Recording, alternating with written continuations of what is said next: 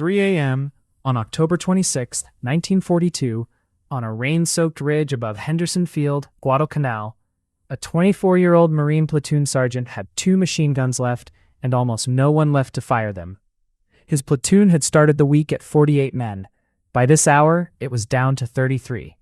The gun crews on either side of him were gone, killed or wounded in the first minutes of the assault. More than 2,000 Japanese soldiers were coming up that slope in wave after wave out of the dark and the rain. Behind him was the airfield. If the ridge fell, the airfield fell with it.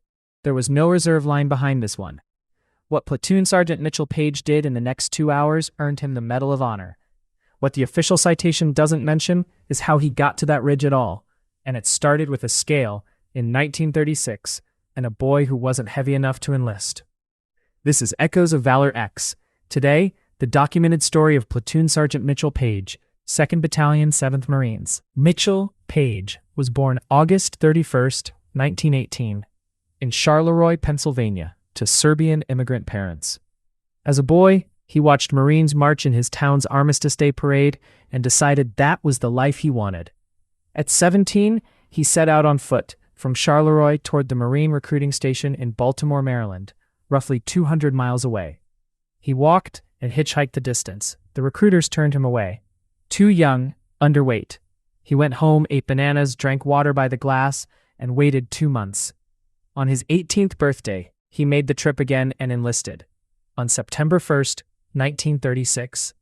He trained at Parris Island, served aboard the battleship USS Wyoming, and spent the years before the war moving between postings in the Philippines, China, Cuba, and Puerto Rico. By 1941, he was at New River, North Carolina, helping build what would become Camp Lejeune. None of that prepared anyone for what was coming. In 5 years, the boy who couldn't make weight would be the only man standing on a machine gun line built to hold 2,000.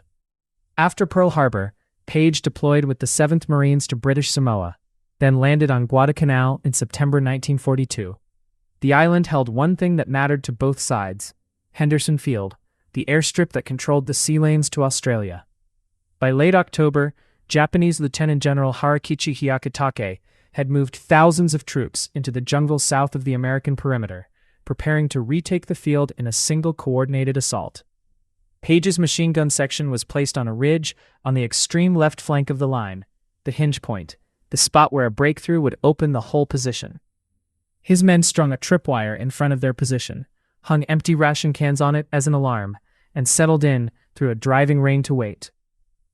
At 3 a.m. on October 26th, Japanese infantry hit the ridge along its full length, concentrating everything on Paige's flank. Within the first minutes, his gunners were being killed or wounded gun by gun. By the time the sky began to lighten, Paige was the only man on that section of ridge still working a weapon. Paige moved from gun to gun himself. When one jammed or its crew went down, he left it and ran to the next, firing it until it too went silent or overheated, then moved again. He was stabbed in the hand by a bayonet in close fighting and wounded by shrapnel. He kept moving between the guns anyway. The rapid movement between positions had a second effect no one had planned. To the Japanese soldiers advancing up the slope in the dark, the fire coming from multiple points along the ridge looked like a line still fully manned, not one exhausted sergeant running back and forth in the rain. Japanese troops finally scaled the steepest face of the ridge and pushed the last survivors of the line off the crest. Here's where it gets strange. The ridge was lost, and Paige did not treat it as lost. A scratch counterattack force of 17 men, cooks, a bandsman, communications clerks, none of them infantry by trade, formed up behind the position under Major Odell Connolly. Paige joined them, picked up a machine gun, cradled it in his arms, and led the charge back up the slope. Firing from the hip as he advanced, Paige and the scratch force retook the crest and drove the Japanese back down into the jungle on the far side. The line held. The airfield held. Decades later, in a 1992 interview, Paige described the hours before the counterattack in 6 words. For a while, it seemed like the whole Japanese army was shooting at me. He also remembered a strange flash of humor in the middle of it, a Japanese soldier screaming a battle cry, and a Marine named Stansberry shouting back a joke as he threw grenades. Paige said it took him 15 years before he could describe that night to anyone at all. The Medal of Honor citation, when it was finally written, credited him with holding the position with fearless determination until reinforcements arrived. It does not mention the bananas, or the scale in Baltimore, or the 2 months he spent proving he was heavy enough to be allowed to risk his life for his country. Paige was commissioned as second lieutenant on the strength of that morning and received the Medal of Honor from Major General Alexander Vandegrift in Australia.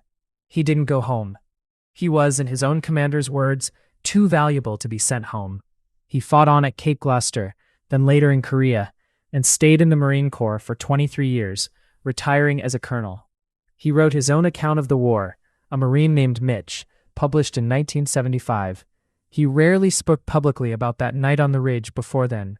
Mitchell Paige died on November 15, 2003, at 85 years old, in La Quinta, California.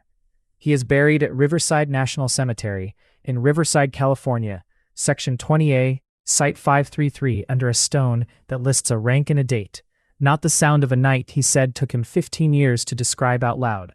He was turned away once, for not weighing enough. He came back anyway. On a ridge in the rain, that decision held an airfield and helped hold the Pacific. America still stands because of men like this.